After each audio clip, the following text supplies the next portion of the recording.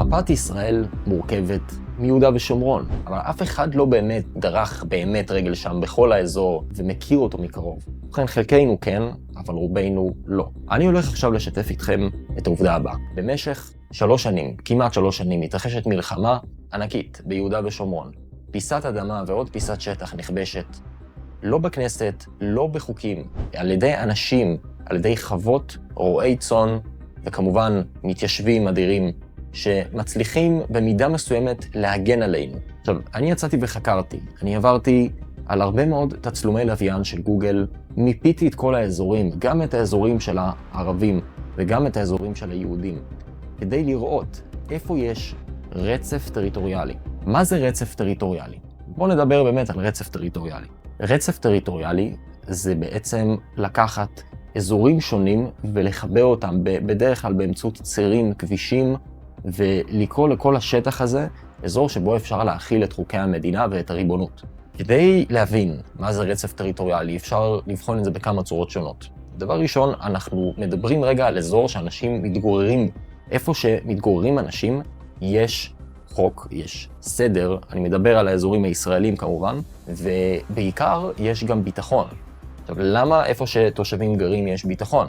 כשתושבים גרים באזור מסוים, אז הממשלה מקצה להם מה שנקרא תקציבי ביטחון, שזה לא אומר שצריך להציב חייל לכל אזרח. האזרחים עצמם יכולים לקחת חלק בכיתת הכוננות של האזור, יש רבש"צים מקומיים שיודעים לנהל את הדבר הזה, וכמובן באמצעות כל מיני אמצעים טכנולוגיים, בין אם זה גדרות, מצלמות וכולי, שאפשר באמת להגן על אזור מסוים. ברגע שנוצר רצף טריטוריאלי, שזה בעצם סדרה, של כמה וכמה שטחים שמחוברים ביניהם על ידי איזשהו כביש מסוים, או בניגוד לזה, איזשהו נגיד יישוב גדול שמוקף בכל מיני חוות מסביבו, או בכל מיני יישובים קטנים, או מקומות התיישבות קטנים מסביבו, אפשר לקרוא לאזור הזה רצף טריטוריאלי. אני פתחתי את המפה, וממש הסתכלתי בעיניים, ומיפיתי שטח אחר שטח של כל רצף טריטוריאלי שאפשר לראות ביהודה ושומרון, ובאזור הבקעה כמובן, ובאמת הסתכלתי כדי להבין בעיניים מה קורה שם. כל המידע הזה מתבסס על תצלומי לוויין שברובם נלקחו בשנת 2026, כך שאפשר להגיד שזה די מדויק. בנוסף, התבססתי על מידע של יישובים חדשים שאושרו בכנסת די לאחרונה. ברובם זה לקחת מאחזים או כאלה שפונו בעבר, או כאלה שהם כבר קיימים, ופשוט לתת להם את החוק ובעצם להגיד שהם עכשיו חוקיים. אז הצטרפו אליי למסע, בואו נעבור מיד למפה ונבין בדיוק על מה אני מדבר. טוב, אז כמו שבאמת אנחנו יכולים לראות, זה די כאוס, אוקיי? אני לא אשקר, בסדר? מה שקורה פה זה די כאוס טוטלי, יש פה הרבה מאוד אזורים אדומים והרבה מאוד אזורים כחולים. אז בואו רגע ניקח לדוגמה את האזור הזה. תראו, ברגע שאני עושה פה זום, אנחנו רואים משהו מאוד מאוד מעניין. האזורים שמסומנים בצבע כחול, זה אזורים שבהם יש בנייה יהודית. כלומר, אזורי בנייה ישראלים, נגיד ישראלים, שיוצרים רצף טריטוריאלי, שזה בדיוק מה שהסברתי קודם. אם לצורך העניין אנחנו ניקח את המקום הזה, אנחנו נראה שפסגת ההר הזאת, שנמצאת פה בצד שמאל, מתחברת עם האזור פה בצד ימין. וכמובן שיש פה עוד כמה שכונות שמחוברות על ידי כבישים ויוצרות את הרצף הטריטוריאלי הזה. כל הרצף הטריטוריאלי שאנחנו באמת יכולים לראות, מחובר על ידי כבישים. מנגד, יש גם רצף טריטוריאלי ערבי, שאנחנו יכולים לראות פה, בצבע אדום. עכשיו, אנחנו רואים שהוא הרבה יותר נרחב, הוא מכסה אזורים הרבה יותר גדולים. לצורך העניין אנחנו ניקח את האזור הזה פה, אז אפשר באמת להגיד שכל השטח הזה פה, שזה רואים ממש איזה עיר בפני עצמה, מתחבר גם לאזורים הכפריים יותר. אנחנו יכולים לראות שיש הרבה מאוד כבישים שמחברים בין מקום למקום. זה אחד מהסיבות שבחרתי דווקא לציין את זה באותו תוואי שטח, כי אנחנו באמת יכולים לראות שיש הרבה מאוד כבישים שמחברים בין אזורים שונים, וזה מקנה לערבים ששולטים פה בשטח הזה התניידות הרבה יותר גבוהה. וזה למה אני דווקא חושב שזה נכלל בתוך הרצף הזה, בתוך הרצף הטריטוריאלי. אוקיי, מה זה לא רצף טריטוריאלי? אז בואו רגע ניקח דוגמה לאזור הוא לא כחול והוא לא אדום, רק כדי שנבין באמת למה אני מתכוון. אוקיי, אז יש לנו פה דוגמה נהדרת, אתם יכולים לראות פה את אריאל, שזה באמת יישוב שהרבה מאוד אנשים מכירים, ופה סלפית. עכשיו אנחנו יכולים לראות שביניהם אין באמת כביש שמחבר בין סלפית לבין אריאל. טוב, יש פה איזשהו ציר מסוים, כמו שאתם רואים, זה יכול להיות שזה באמת איזשהו משהו צבאי, כן? זה לא נראה משהו שנועד לתושבים. אוקיי? אז ברמת העיקרון שום דבר לא מחבר ביניהם. גם פה, יש פה עיר בשם, אני כנראה הוגה את זה לא נכון, לובן א-שרקיה, ואנחנו יכולים לראות שהיא לצורך העניין לא מתחברת לסלפית. למה? טוב, יש פה כמה שבילים, אוקיי? יש פה את השביל הזה, שאנחנו יכולים לראות, טוב, בעצם זה לא בדיוק שביל, זה יותר כביש, שכן מחבר בין האזורים הללו, אבל בגלל שיש פה את אריאל שמשקיפה על העמק, אוקיי? ובגלל שזה רק כביש אחד שמחבר ביניהם, אז מאוד קשה להגדיר את זה כרצף טריטוריאלי. יותר מזה, זהו רק כביש, אוקיי? אין איזה שהם חוות פלסטיניות או הרבה מבנים פלסטינים שבאמת מחברים בין האזורים האלה ויוצרים רצף טריטוריאלי כפרי. זה בסך הכל כביש אחד בודד שמחבר בין שני האזורים הללו. בגלל זה החלטתי להפריד אותם. למה אני רוצה להפריד אותם? כדי לנסות להגדיר על המפה ורגע לנסות להבין איך אני באמת מייצר את ההבדל בין רצף טריטוריאלי לבין אזור שהוא מהווה איזשהו פוטנציאל לבנייה. מה זה אומר פוטנציאל לבנייה? זה אומר שעכשיו חבורת מתנחלים רוצים להקים שם איזושהי התיישבות, איזושהי התנחלות. הם ירצו לעשות את זה ליד כביש כזה, כי זה גם אזור אסטרטגי, וגם אין שם רצף טריטוריאלי ערבי מובהק, שממש קשה לעשות את זה. בואו ניקח לדוגמה את אזור חברון. טוב, אז אנחנו קפצנו ממש פה לאזור חברון, ואנחנו יכולים לראות שיש פה לצורך העניין איזושהי התיישבות יהודית, זה נקרא מצד, פני קדם, יש פה גם עוד כמה חוות חדשות, אבל אנחנו יכולים לראות שפה באזור הזה מאוד יהיה קשה לצורך העניין להקים התנחלות פה, על הגבעה הזאת. למה יהיה קשה להקים פה התנחלות?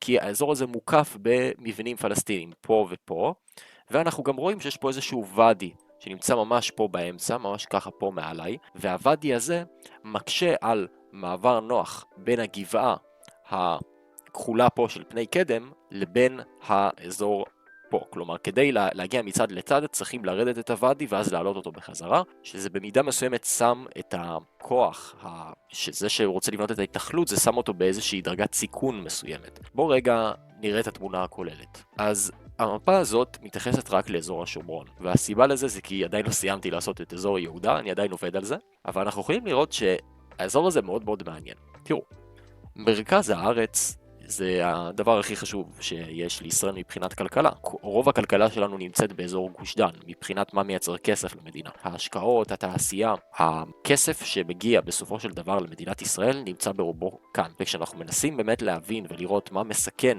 את השטח הזה שלנו, אז אנחנו רוצים שנייה להחליף ולהסתכל על המפה הבאה. כמו שאתם יכולים לראות, זאת מפת גבהים. אוקיי? אנחנו יכולים לראות פה בעצם את הטופוגרפיה ההררית של כל שטח. וזה עוזר לנו להבין בצורה מאוד מאוד טובה איך הדברים עובדים מתחת לפני השטח. אם תשימו לב, רוב ההתיישבויות היהודיות בדרך כלל מתרכזות על הרים, כי הר הרבה יותר קל להגן עליו, הרבה יותר קל לזהות, יש תשקיף הרבה יותר טוב לזוויות שטח הרבה יותר גדולות, מאשר לוקחים איזשהו עמק. כשאתה נמצא בעמק, יש לך חיסרון מסוים, כי מישהו יכול להשקיף עליך מהמרומים. ברגע שאתה נמצא בגבעה, אתה יכול להשקיף על האחרים, וקל לך הרבה יותר להגן על עצמך. אנחנו רואים את זה פה באזור קדומים, שאפשר לראות שהוא נמצא על איזשהו רכס של גבעות מסוים. אנחנו יכולים לראות את זה גם פה, על אלון מורה, שגם זה נמצא על איזשהו רכס מסוים.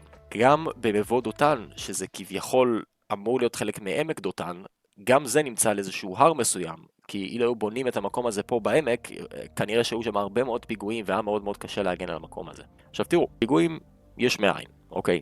תמיד יהיו פיגועים, תמיד ערבים ינסו במידה מסוימת, מה זה תמיד? ככל שהנרטיב הולך וגובר, ככל שהם מרגישים העם הנפגע, העם הנרדף, והתוקפנות והאלימות שלהם עובדת, תמיד יהיו פיגועים. מה אפשר לעשות? זה כבר משהו אחר. כשאנחנו מנסים ליצור רצף טריטוריאלי, אנחנו רוצים באמת לחבר בין האזורים הכחולים. לצורך העניין, אנחנו יכולים לקחת פה את קדומים, ולראות שיש פה גם את עמנואל. אם היינו יכולים לקחת את עמנואל, ולחבר את עמנואל לקדומים, בצורה הרבה יותר בטוחה, היה לנו רצף טריטוריאלי מובהק. עכשיו, איך באמת אפשר לעשות את זה? טוב, אז בואו ניקח לצורך הדוגמה את הדבר הבא. אנחנו רואים שיש פה ציר 55, שבאמת נמצא בין קדומים לבין קרני שומרון, או עמנואל, שזה באמת כל הגוש הטריטוריאלי הזה. ברגע שרכב יהודי מנסה לעבור בציר 55, הוא חייב לעבור דרך הכפרים הפלסטיניים שאתם רואים פה. זה שם אותו באיזשהו סיכון מסוים. אז מה אפשר לעשות כדי להתמודד? אז אפשר באמת לצורך העניין לקחת את האזור הזה, שזה שטח מת, אוקיי? זה שטח ריק. עכשיו בואו באמת נראה את זה בשביל להבין. כמו שאתם רואים, כן, יש פה קצת התיישבות פלסטינית, אבל זה מבנים מאוד מאוד קטנים, זאת אומרת, זה מתפרס יש פה כמה ודיות, אבל זה אזור שהרבה יותר קל להתנהל מולו ולבנות בו ולהתנחל בו. אזור שיותר קל להתנחל בו מאשר פה, באמצע העיר לצורך הדוגמה. במידה וישראל, למשל, הייתה מחליטה שהיא רוצה לבנות כביש בין קרני שומרון, מצי 55, לבצע איזשהו מעקף פה, ולחבר אותו לאזור הטריטוריאלי הזה, אז מה שהיה קורה זה שלאורך הכביש שמחבר בין שתי המקטעים הכחולים, היה אפשר לבנות והיה אפשר להקים התנחלויות בצורה הרבה יותר נוחה, כי הכביש הזה היה הרבה יותר בטוח. ואז מה באמת היה קורה? זה היה מנתק את הכפר בקה, פה, לכפר זיבד או כפר אבו, שזה כל האזור הזה פה. זה היה מנתק בין האזור הזה לבין האזור הזה. וזה היה מייצר איזשהו חוצץ מסוים, ולאט לאט דוחק את הפלסטינים פנימה לערים הגדולות. עכשיו אנחנו רואים את המנגנון הזה עובד בהרבה מאוד אזורים שונים. זה משהו שבמשך הרבה מאוד שנים, לא רק מאז תחילת המלחמה, הרעיון של ההתיישבויות בא לדחוק את הפלסטינים לערים הגדולות. למה? כי יוצאים מנקודת הנחה שאי אפשר ליישם עוד נכבה, כי הממשלה לא רוצה ואין איזושהי בקיאות, זאת אומרת אין את היכולת הפוליטית לעשות נכבה, שזה אומר לגרש את הפלסטינים, פשוט לגרש אותם מהשטח, ויכול להיות שיש גם חששות ביטחוניים לדבר הזה. אז במקום לגרש אותם, בעצם מצמצמים את הערבים, מרכזים אותם בערים הגדולות. זאת אומרת, לוקחים אזורים כפריים, מקימים שם התיישבויות או חוות, ונדבר עוד מעט על חוות, ואז בעצם מאלצים את הערבים להתרכז בערים הגדולות שלהם. לאט לאט יותר ויותר הערבים מתרכזים ומתנקזים בערים הגדולות, מבינים שאין להם לאן ללכת, הם לא יכולים לעשות spread out, כאילו הם לא יכולים להתפשט, הם צריכים בעצם להתרכז באזור הקטן הזה שלהם, ובאמת לאט לאט הם מוקפים ביהודים, וגם מבחינה תרבותית שורשית, התרבות שלהם, כאשר הם מוקפים ביהודים ואין להם רצף טריטוריאלי ענק ערבי כמו שיש בג'נין, עוד מעט נוכל באמת לראות את זה, מה שקורה זה שהם עוברים שינוי תרבותי מסוים עמוק, ושתי אופציות, או שהם עוברים ישראליות, שזה בעצם לצורך העניין כמו מקומות בבקעת הירדן, זה מקומות שעברו משהו כזה, ואנחנו באמת ראינו שהם משנים את התזה התרבותית שלהם, מלעשות פיגועים לצורך העניין ולהתנגד בפועל, אוקיי, בוא לא נתנגד, היהודים, אנחנו יכולים לשנוא אותם, אבל אנחנו גם יכולים לעשות אחלה כסף, אוקיי? כאילו, בוא פשוט נסחור איתם, בוא נמכור להם דברים, זה יעשה לנו הרבה יותר טוב. אין לאנשים שחיים פה בכפר אבוש, או בבית ליד, או סתם אני אומר, כן? לא בהכרח, או פה בשכם, אין להם את התפיסה הזאת של להסתכל על יהודי ולהגיד זה בן אדם שאני יכול לעשות איתו עסקים. אין, כאילו זה לא קיים.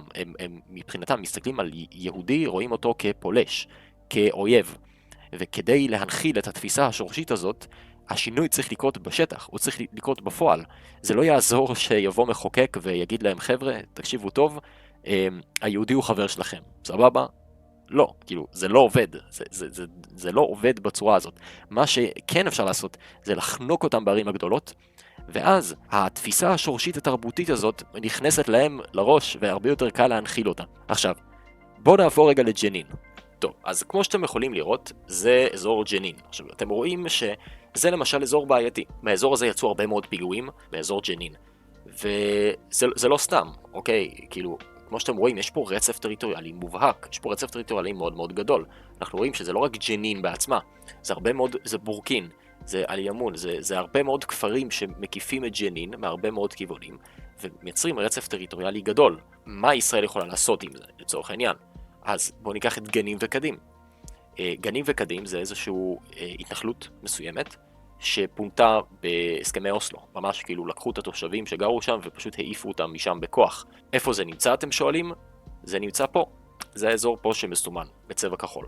עכשיו אם אנחנו רגע נקטין את המפה, אתם יכולים באמת לשים לב שגנים וקדים זה אזור מאוד מנותק, שבמידה מסוימת אפשר להגיד אוקיי, קשה קצת להגן עליו, אבל מנגד זה אזור סופר אסטרטגי, כי הוא בעצם חוצץ בין העיר הגדולה של ג'נין לעבר שאר האזורים. למה אני מתכוון? אם למשל אני זורק פה רעיון, אוקיי, אפשר לחבר את גנים וקדים, אפשר לחבר את זה עם האזור הזה פה, לא יודע, ליצור איזשהו כביש שעובר מפה לפה, כן, הוא חוצה בין כמה כפרים, אבל אתם יודעים, הרבה יותר קל להתמודד ביטחונית, הרבה יותר קל לגרש כפרים קטנים מאשר עיר ענקית, מחברים בין האזור הזה לאזור הזה, מייצרים חוצץ. אפשר לחצוץ בין האזורים, ואז התושבים שגרים בדיר אבו דייף לג'לקמוס, אם אני אומר את זה נכון, ובאמת כל פעם שהתושבים בדיר אבו דייף צריכים לצאת לקניות בג'לקמוס, כל פעם שהם רוצים לצאת שם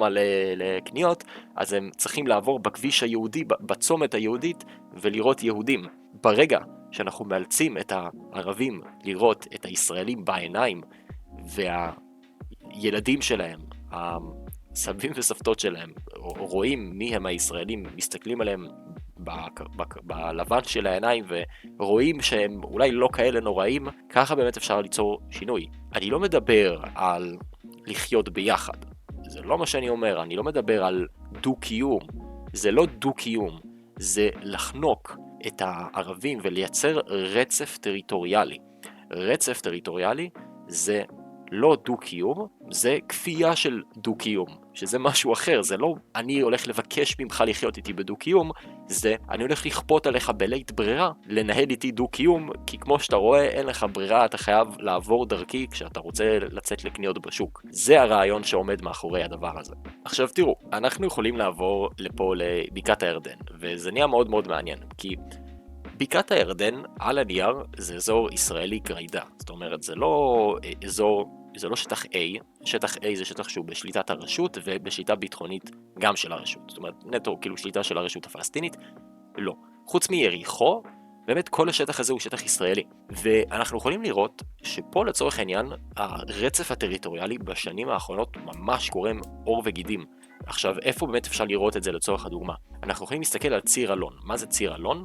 ציר אלון זה כביש 578, אם אני לא טועה, זה או 508, יש באמת ציר שאנחנו יכולים לראות, כן, כתוב פה אלון רוד, זה 508, זה באמת מה שמחבר פה בין מחורה לגיטית, ויורד פה ככה עוד דרומה, שאם אנחנו גם מקטינים את זה, אנחנו רואים שהכביש באמת יוצר רצף טריטוריאלי בין האזור הזה פה שהוא באמת נקרא גיטית, אוקיי? הכביש מחבר בינו לבין מחורה, ואז פה הוא מחבר לבקעות. עכשיו, כל הרצף הכחול הזה שאתם רואים פה, זה לא היה ככה לפני כמה שנים. כאילו, יש פה הרבה מאוד חוות חדשות שהוקמו, ואתם יכולים גם לחפש את זה באינטרנט, שהוקמו בסביבת ציר אלון, והפכו את המקום הזה למאוד מאוד בטוח. למעשה, בחלק מהאזורים אנחנו ממש ראינו שאחרי שהערבים ביצעו פיגועים מסוימים, אז הקימו חוות על שם הבן אדם שנרצח בפיגוע. תחשבו על זה רגע. הערבים מבצעים בנו פיגועים כדי להרחיק אותנו מהאזור, ובתגובה לזה אנחנו מקימים חווה ותופסים להם עוד פיסת שטח ועוד ריבונות. זה מייצר להם את הנרטיב בראש של אם הם הולכים לבצע בנו פיגועים, הם רק יאבדו עוד שטח. אולי זה למה אנחנו רואים טיפה ירידה, לא רוצה לפתוח פה, אבל באמת ירידה די משמעותית ברמת הפיגועים. בעצם ככל שבונים עוד חוות, כך יורדים הפיגועים.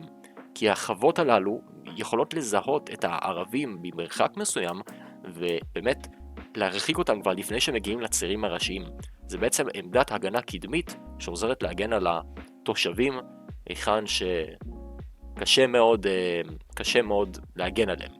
אם אנחנו מסתכלים פה לצורך העניין, אנחנו רואים שציר אלון מאוד מאוד מבודד, וזה לא משהו שקל מאוד להגן עליו, ולכן כשמקימים חוות באזור, הרבה יותר קל להגן על ציר אלון.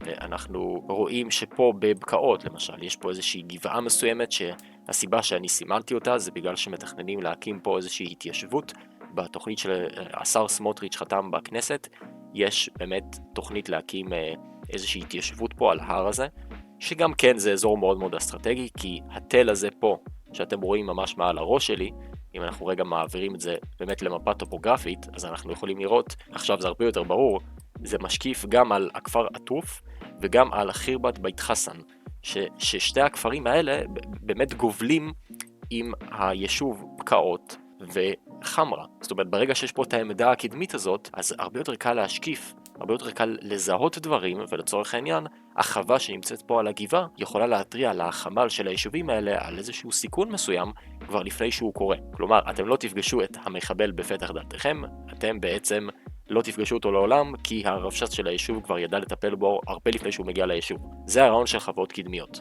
עכשיו, תראו, כשאנחנו מסתכלים על הדבר הזה, זה הרבה מאוד כאוס, זה הרבה מאוד בלגן בעיניים, אבל אנחנו רואים שהשטחים הכחולים מתפשטים כמו וירוס, הם ממש מכסים פיסת שטח אחר פיסת שטח, שבמידה מסוימת אפשר להגיד, אוקיי, אנחנו יכולים להגדיל כבר את המקומות הקיימים, אבל יש פה את המתודולוגיה הזאת של divide and conquer, שזה הפרד ומשול.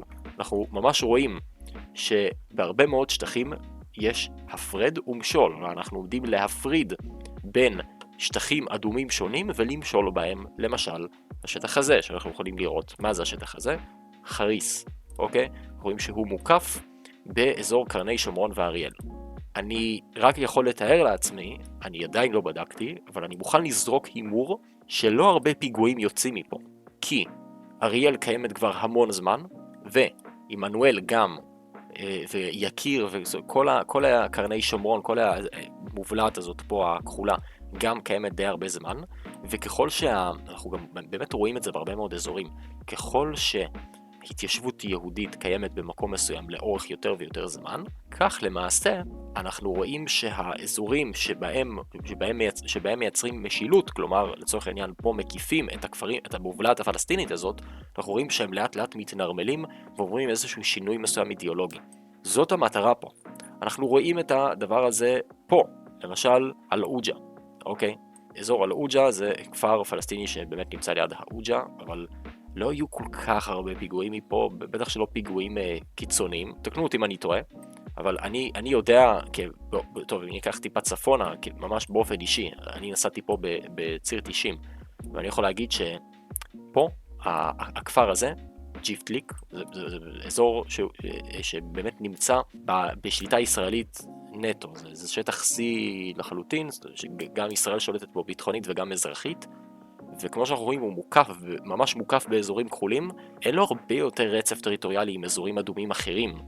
הדבר היחיד שיש לו זה חירבת בית חסן פה, אבל כמו שאמרתי קודם, אז גם זה קצת נפגע, כי יש פה חווה יהודית באמצע. כלומר, בגדול זה מובלעת פלסטינית, זה מובלעת ערבית שהיא די חנוכה מסביב על ידי יהודים.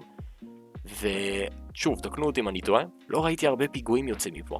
זה אזור שהוא די בסדר. עכשיו, ברגע שאנחנו יורדים קצת יותר דרומה, אז אנחנו מסתכלים באמת, זה ירושלים, וזה בית לחם, וזה כבר חברון. עכשיו, אני לא סיימתי למפות את האזורים פה ליד חברון, אבל זה לא רלוונטי לסרטון הזה. אני רוצה שתשימו לב לדבר אחד. השטחים שאני מקיף פה, כל השטח הזה, קראתי לו רמת ספר מדבר חברון. האזור הזה פה, קראתי לו ספר המדבר של דרום הר חברון. היה לי גם מאוד חשוב לכנות את האזורים האלה בכוונה בשם שלא מעיד על ההתיישבות הערבית באזור, אלא מעיד על התוואי הגיאוגרפי. כי בסופו של דבר, אנחנו רוצים לנהל שם ריבונות, אנחנו צריכים גם לשנות את הטרמינולוגיה בנושא הזה. אבל בואו רגע נצא מהדבר הזה. אם אנחנו מתחברים לפה, אתם באמת יכולים לראות שפה למשל מדרגות המדבר, כל ההתיישבות הבדואית, התיישבות בדואית זה התיישבות שהיא מאוד מאוד מתפרסת למרחקים, זה ממש מבנים מאוד מאוד בודדים, שאפשר גם להבחין בהם מהלוויין, שמתפשטים על פני מרחבים מאוד מאוד גדולים, וזה קצת קשה למפות את זה, אני לא אשקר, זה הרבה יותר קשה למפות את זה מאשר עיר, שאתם ממש יכולים לראות בבירור איפה הרחובות מחברים כל מבנה ומבנה. פה זה קצת קשה, ואני אנסה רגע להסביר מה גרם לי באמת למפות את זה באופן הזה. אנחנו יכולים לראות שפה, טוב, פה יש התרכזות בדואים ברורה, כן, אפשר ממש לראות את זה פה, זה לא משהו שקשה באמת להבחין, ואנחנו רואים שהכבישים שמחברים ביניהם זה מין דרכי עפר שיכול להיות שהם נוסעים בהם עם טרקטורונים, למשל פה. אנחנו רואים שפה יש איזושהי שאריות של טרקטורון שמחברות בין האזורים הללו, ובאמת אפשר ממש לראות איך הם שולטים על ציר 3698. הם ממש מתבססים סביבו. אם אני הייתי היום צריך לנסוע עם המשפחה שלי בציר 3698, ייתכן והייתי חושש. ייתכן, אוקיי?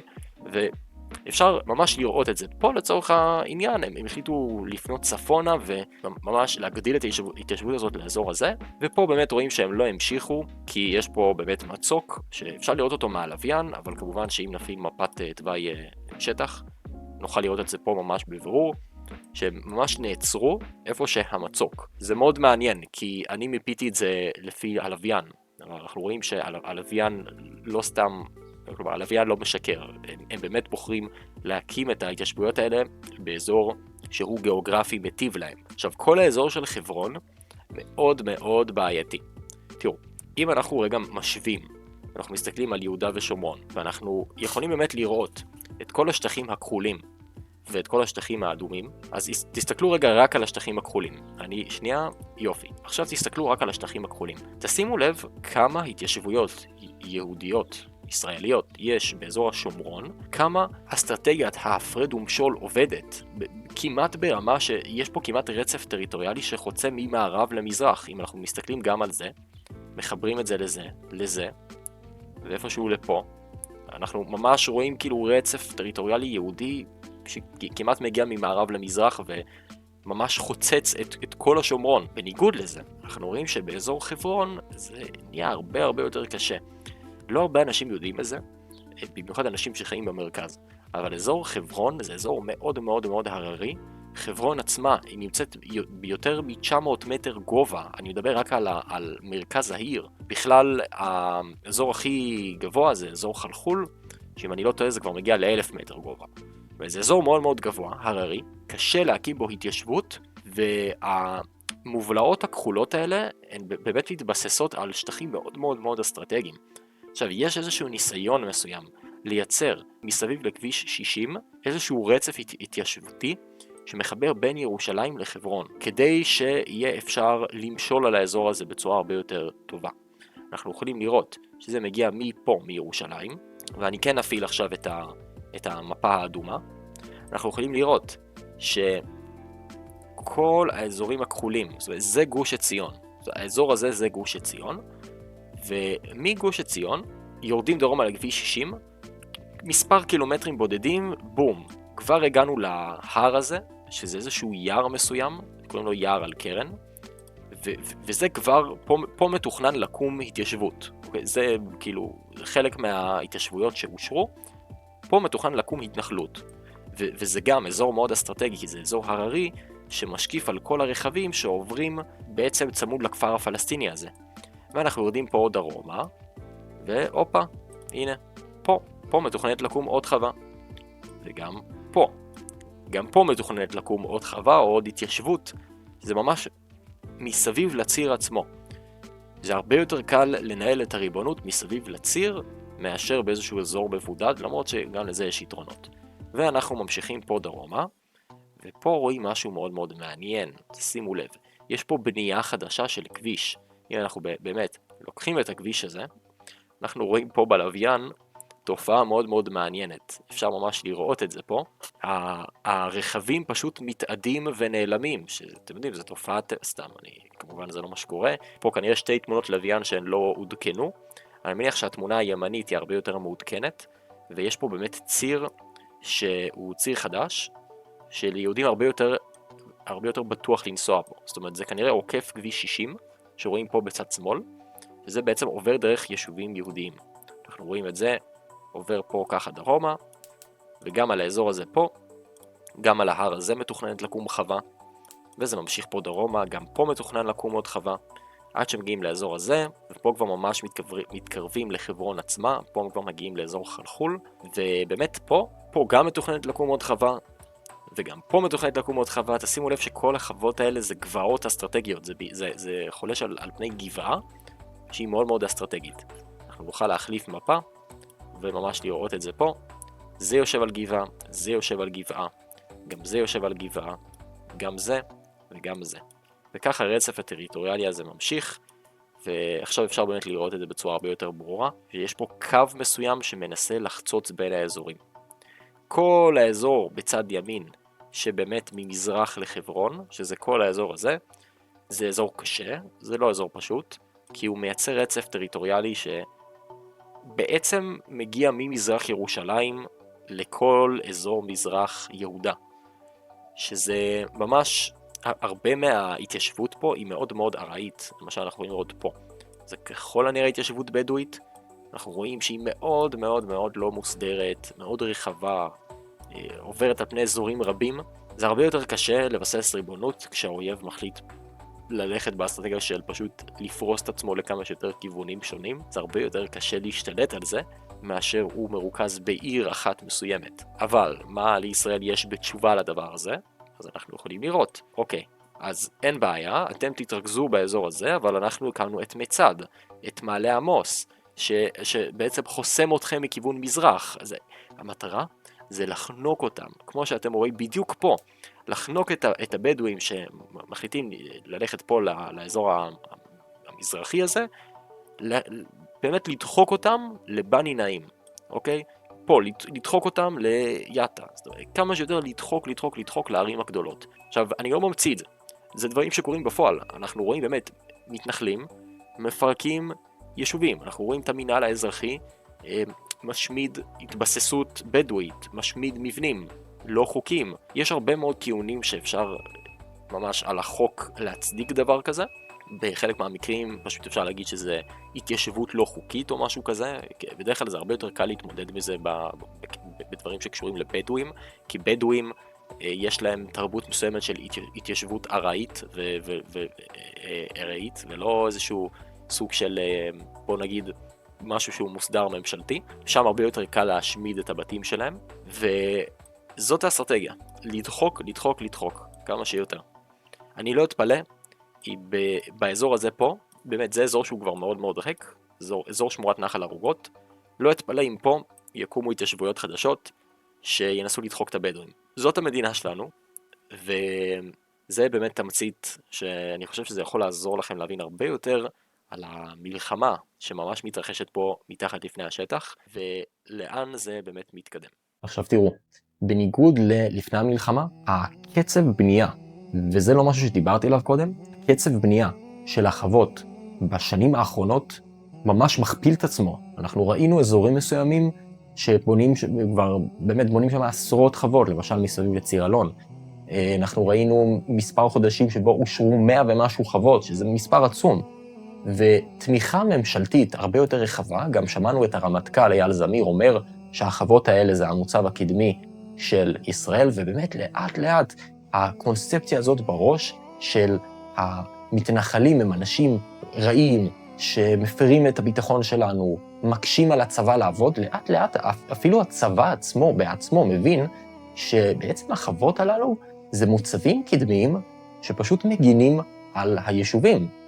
באמת החוות עצמן והאזרחים עצמם עושים עבודה הרבה יותר טובה בהרבה מקרים מצה"ל. ותחשבו על זה רגע, זה הרבה יותר קל לבסס ריבונות באזור של התנחלות, מאשר פשוט לקחת את הצבא ולבקש ממנו לעמוד שם. יותר מזה, למה הצבא צריך עכשיו להתמודד עם הדברים האלה? הרבה מהאנשים שאומרים את זה צודקים, לצבא יש אויבים קונבנציונליים להתעסק איתם, למשל טורקיה, מצרים, הצבא לא צריך להשקיע את המאמצים שלו בבזורה בדואית כזו או בבזורה בדואית אחרת. בוא פשוט ניקח אנשים, נחמש אותם, נשים איזשהו, מה זה לחמש אותם? נעשה את זה מוסדר, כן? באמת ניקח את המתנחלים ונקים כיתות כוננות באזורים מסוימים, ניתן להם נשק, זה לא שחסר נשק, ניקח יוצאי צבא מסוימים, נשים אותם בחוות, וניתן לחוות האלה לעשות את העבודה שלהם שם, לבסס את הריבונות בשטח. ואני לא רוצה לפתוח פה, אבל אנחנו רואים את הרמה של הפיגועים לאט לאט ומתקטנת וצונחת, וזה כי הרבה מהערבים מבינים שכל פיגוע שהם מבצעים, הם בעצם רק מחזקים אותנו, והם רק עוזרים לנו לדחוק אותם יותר ויותר. האסטרטגיה הישראלית השתנתה מהאסטרטגיה של לקחת שטח, להיכנע, ובעצם לסוג לאחור, השתנתה להקים מוצבים קדמיים ולחנוק את הערבים יותר ויותר. ובכל פעם שהם מנסים לפגוע בנו, אז אנחנו רק בונים יותר ויותר. ראינו הרבה מאוד חוות שהוקמו על שם חיילים שנרצחו, או כל מיני אנשים שנרצחו בפיגועים מסוימים. אנחנו רואים שחוות מוקמות על השם שלהם. כלומר, יש פה שינוי טוטלי של האסטרטגיה, ודיבור של השפה של המזרח התיכון, שמתבססת על שטח, מי ששולט בקרקע הוא בן אדם שאותו יש לכבד, ואנחנו ממש רואים את זה קורה פה בפועל. וזה באמת דבר מרתק. אני אסיים את הסרטון הזה בירושלים, איך לא? אני חושב שאפשר ללמוד מפה הרבה. המפה הזאת שאני עצרתי, לא מצאתי בשום מקום אחר מפה שדבר ראשון מתארת רצף של שטח. היא לא מראה פשוט מלא נקודות, יש מפה שפשוט אפשר לקחת את הדבר הזה ופשוט כמו שאתם רואים לשים פה נקודה. אז אני לא מדבר על זה, אני ממש מדבר על שטחים שלמים שמתארים רצף בנייה טריטוריאלי, ובנוסף היא מאוד מאוד מעודכנת. אני חושב שאפשר ללמוד הרבה מאוד מהדבר הזה, ללכת אזור על מה שקורה בשטח. טכנולוגיות של היום ותצלומי הלוויין מאפשרים לנו לעשות דברים מאוד מאוד יפים, ואני חושב שככל שהמודעות גדלה, כך הממשלה תומכת והממשלה מבינה, והמודעות פה היא ענקית. יש, כמו שאמרתי קודם, יוצאי צבא שמבינים שעל זה שחבר שלהם נרצח הם הולכים להקים חווה, וזה פשוט דבר מקסים, כי זה באמת עובד, לבנות חווה עובד, זה באמת מבסס את הריבונות פה על השטח, ואנחנו חיים בתקופת הרעיון הזה של דור התקומה. זה ממש לא סלוגן, זה באמת קיים, באמת רואים בלוויין, רואים באזורים הבאים, כשבאמת פותחים את המפה, מסתכלים רגע על המפה עצמה, על הלוויין, והולכים שטח ומתחילים למפות אותו, אז רואים את הדבר הבא, ואז מבינים שבאמת הריבונות על השטח היא קורית ומגיעה על ידי האזרחים, וזה מה שאני רוצה שתיקחו מפה. כל פעם שאתם חושבים להגיע ליהודה או שומרון, אז רק תחשבו לעצמכם כמה המתנחלים היו צריכים לספוג ולעבור לאורך השנים האלה, רק בשביל שהיום, אחרי טבח כל כך נוראי, אנשים יוכלו להבין כמה העבודה שלהם הייתה כל כך חיונית וחשובה. וזה מה שאני רוצה שתיקחו מפה. אנחנו כולנו צריכים להודות לאנשים הגיבורים הללו, ששמים עצמם בעמדות הקדמיות כדי להגן עלינו, על תושבי גוש דן, או לא, או הצפון, או הדרום, או כל אחד איפה שהוא גר, ופשוט שמים את עצמם בקו החזית, ומגנים עלינו, ולאט לאט משנים את כל המציאות פה בשטח. אני לא יודע לאן זה באמת יוביל, אף אחד לא יודע.